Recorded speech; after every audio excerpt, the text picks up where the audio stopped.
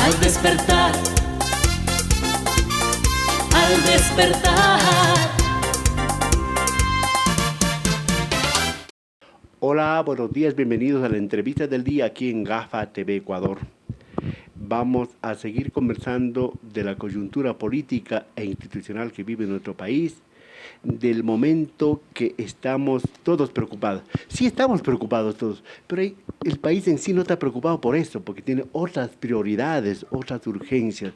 Pero yo he invitado acá a nuestro estudio al sociólogo Juan Cubi. Él es coordinador general del colectivo Montecristi Vive, y es un académico, es un escritor. Juan, gracias por la deferencia de venir a nuestros estudios. ¿Cuál es la lectura que desde esos espacios que tú actúas, que tú te desenvuelves para procesar, para comprender, para digerir estas píldoras, no sé si doradas o empedradas que está viviendo el Ecuador? Juan, buenos días. Buenos días, gracias por el espacio. Mira, yo creo que el Ecuador está viviendo una esquizofrenia. ¿En qué sentido? En que tienes tú un mundo de la política y un mundo de la realidad social. Y la gente de a pie prácticamente está desconectada o absolutamente indiferente de lo que sucede en la política. Pareciera como que el tema del juicio político interesa a ciertos actores de la sociedad, de pronto a los sectores empresariales preocupados por la economía, de pronto a los sectores parlamentarios que están interesados en este toma y daca que puede darse con el propio gobierno que aspira a sobrevivir en ese juicio político. Pero por otro lado, tú ves la realidad de la gente. Fíjate lo que acaba de suceder en Esmeraldas el día de ayer. Si esa masacre en un puerto de pescadores, gente absolutamente inocente de este lío de las bandas criminales, lo que evidencia es una descomposición de la institucionalidad en este país, una incapacidad, una imposibilidad del Estado de ejercer su potestad en un territorio, y eso es tremendamente peligroso. Esmeraldas ahora mismo es un territorio de nadie, no hay Estado. No existe Estado. Por eso yo en una introducción decía que los ecuatorianos, en su mayoría, no están pensando en eso, sino en llenar la olla, en ver cómo salir día a día. Pero, ¿cuáles son los escenarios? Porque de alguna manera tenemos que salir, Juan. ¿Cuáles son los escenarios? Hay un escenario constitucional, institucional, que es la Asamblea Nacional, hay el juicio político, la muerte cruzada, pero hay otros escenarios, que son las plazas, las calles, las veredas, todo eso. ¿Qué va a pasar? ¿Cuáles son los escenarios, Juan? Es que, mira, yo lamentablemente lo que voy a decir no es muy alentador, pero creo que las salidas se van cada vez cerrando más, valga la contradicción, ¿no? ¿Por qué razón? Porque puede que se resuelvan los temas en la esfera de lo político, pero ¿qué pasa con la vida cotidiana de la gente? ¿Qué pasa con lo que tú acabas de señalar? Un Estado que se repliega en lo territorial y lo deja en manos de las bandas criminales. ¿Qué implica hacer política en esos territorios que van a estar en manos del narcotráfico? Y entonces a mí me parece que no hay conciencia de las élites, de los sectores políticos que tienen alguna responsabilidad sobre esta amenaza. Yo no veo que exista realmente conciencia, porque hasta ahora no veo que nadie plantee una estrategia para salir de ese pozo de la inseguridad y de la violencia criminal. Personalmente yo no escucho. Hay declaraciones muy generales, hay esta metedura de pata del gobierno de querer declarar el libre porte de armas como que eso fuera a solucionar algo, pero no existen políticas globales, no solamente del Estado ecuatoriano, globales para enfrentar esta amenaza, que es no solo del Ecuador. Entonces a mí me parece que las salidas se están cerrando cada vez más. Claro, la gente se pregunta qué sacamos sacando el lazo. Pues yo diría, no sacamos nada. Quizás bajar un poco las tensiones, bajar un poco el río y que Borrero, en ese caso, trate de hacer la transición.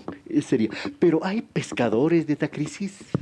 A ver, el gran problema es que salga o no salga Lazo, el escenario va a quedar igual de incierto, igual de deleznable. Porque yo no creo que ni Lazo pueda gobernar bien los 2 años que le quedarían, ni Borrero pueda hacerlo tampoco. Tal vez una salida a la parte formal de la política sea que Borrero asuma y él mismo convoque a muerte cruzada, y con eso le da una satisfacción al pueblo que quiere que se vayan los asambleístas también, y puede ser una opción, pero aparentemente no habría la posibilidad de ese escenario porque se están jugando muchos intereses detrás. Entonces, frente a eso, ¿tú qué le preguntas a la gente? ¿Qué le preguntas al país? La gente dice, bueno, a mí poco me importa. lo que esté sucediendo con este juicio político. No sé si la gente está dispuesta a salir a las calles o a tumbar al presidente o a defender a la Asamblea, si la gente quiere que se vayan ambos. Entonces, frente a eso, ¿qué le planteamos al país?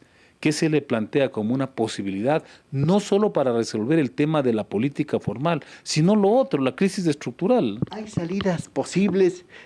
Pongámonos racionalistas. ¿Hay salidas racionales? Yo veo que desde el mundo de la política no hay racionalidad. Habría que ver cómo construyes desde la base social algunas salidas a las demandas y a las urgencias de la vida cotidiana de la gente. Y yo no veo otra posibilidad. Construir espacios de economías sectoriales, de economías territoriales que permitan darle a la gente una mínima posibilidad de sobrevivencia, de vida digna.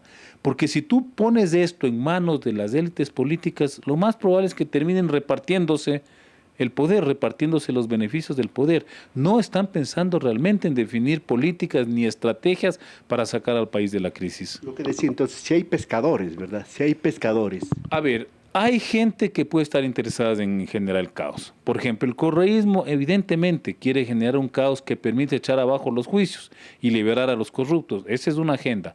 Los socialcristianos, que siempre han actuado a la sombra de estos poderes formales que se expresan en la política, pero que representan intereses concretos, también deben estar jugando su carta, por ejemplo, a los grandes negocios del Estado, porque ellos representan élites empresariales, ¿sí? Entonces, habría que preguntar, por ejemplo, si sectores más comprometidos con las demandas sociales como Pachacuti y el movimiento indígena pueden plantearle una nueva opción política al país. Esto te iba a preguntar, ¿hay alguien que pueda liderar esto, que pueda recoger toda esta ansiedad, toda esta angustia de la gente y poder darle orden, articularla para un beneficio de los 18 millones de ecuatorianos? Creo que los movimientos sociales podrían cumplir un rol fundamental.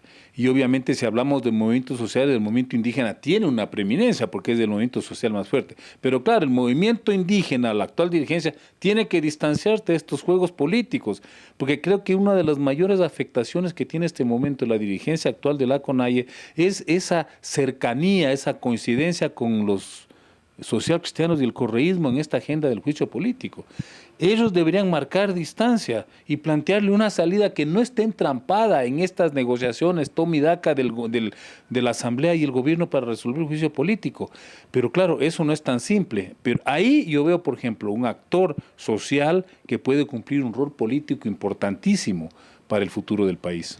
Es decir, están contaminados, en otras palabras. Y hay una cosa, la gente dirá, bueno, ¿y qué rol juegan los militares, la policía? Me viene a este rato a la mente lo que dijo Juan Zapata.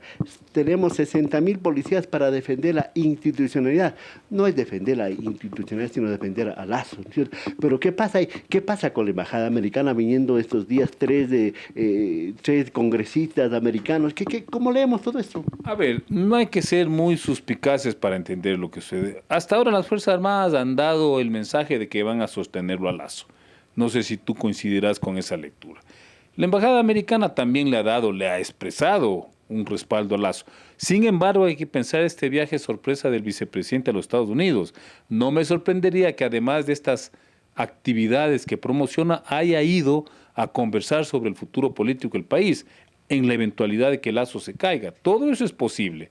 El tema más importante, sin embargo, Fernando, es cómo salimos de esa otra crisis que no quieren asumir las élites políticas. Eso creo que es el debate actual. ¿Y cuál sería el ventríloco para manejar hipotéticamente a Borrero? No me atrevería tengo yo mis sospechas, no me atrevería a decirlo porque habría que esperar un poco el desenlace. Pero fíjate una cosa que sí hay que prestarle atención.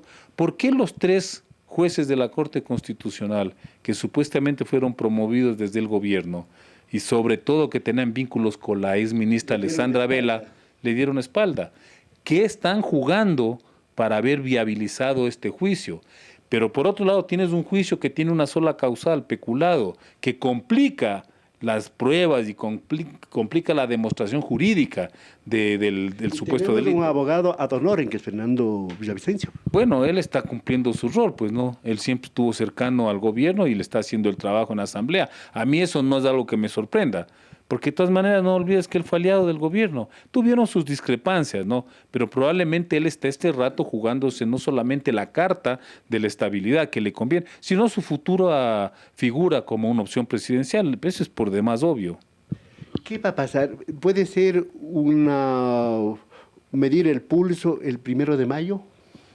Bueno, el 1 de mayo probablemente exista gente en las calles, como siempre exista una presencia muy importante de los trabajadores, pero lamentablemente creo que los 1 de mayo se han vuelto en las últimas décadas una expresión, ¿cómo decirte?, festiva de los derechos, las luchas de los trabajadores, pero ya no es una expresión de fuerza, no sé si te has dado cuenta. O sea, marchan, hay presencia, pero no es un factor que altere las relaciones de poder. Lamentablemente, porque de todas maneras los trabajadores sindicalizados han ido perdiendo fuerza en el escenario político nacional. No creo que eso, más allá de que evidencie una fuerza de los sectores populares, no pienso personalmente que vaya en este momento a alterar una correlación de fuerzas con el gobierno. Es decir, con esto terminamos, Juan. Todo está en espera. Todo está por verse, pero mientras tanto este país sigue erosionando, sigue muriendo la gente, sigue ensangrentando, siguen saliendo ecuatorianos, ya no solamente por cuestión de trabajo, sino por seguridad. Creo que más que un país en espera es un país en la incertidumbre total. Todavía no sabemos qué pasará con el juicio, todavía no sabemos cuáles son los escenarios después del juicio, todavía no sabemos qué va a suceder quedándose o yéndose el lazo. Eso es gravísimo. Y entonces los otros elementos, por ejemplo, la economía, la producción, empiezan a colapsar, empiezan a deteriorarse, porque en esa incertidumbre cualquiera empieza a dudar de sus perspectivas, más aún con una inseguridad que se va profundizando, ya no solamente es de Esmeraldas, ya no solamente es Guayaquil, cada vez se expande al resto del país. Y frente a eso, no sé si tú te has dado cuenta, estaba viendo que en Amariscal, aquí en la ciudad de Quito, solo el 30% de los locales han sobrevivido. Eso es gravísimo porque de alguna manera era un corazón económico de una parte de la ciudad. Y eso debe estar sucediendo en otras partes de la ciudad de Quito y de otras ciudades. Entonces, eso es lo que nosotros tendríamos que ir anticipando, qué va a suceder con esa crisis que se ahonda y que se complejiza. Mientras el presidente preocupado porque no le asesinen su honra a los ecuatorianos, preocupado de que las bandas no nos asesinen, llenar la olla y tratar de vivir con alguna paz o tranquilidad que ojalá se vuelva a recuperar. Juan, muchas gracias por haber venido. Señoras y señores, hasta aquí la participación del sociólogo Juan Cubi de Montecristi Vive, hablando del momento político y realmente pesimismo. No podemos ser más que pesimistas, aunque tratemos de procuremos ser positivos. Señoras y señores, hasta la próxima. Al despertar, al despertar.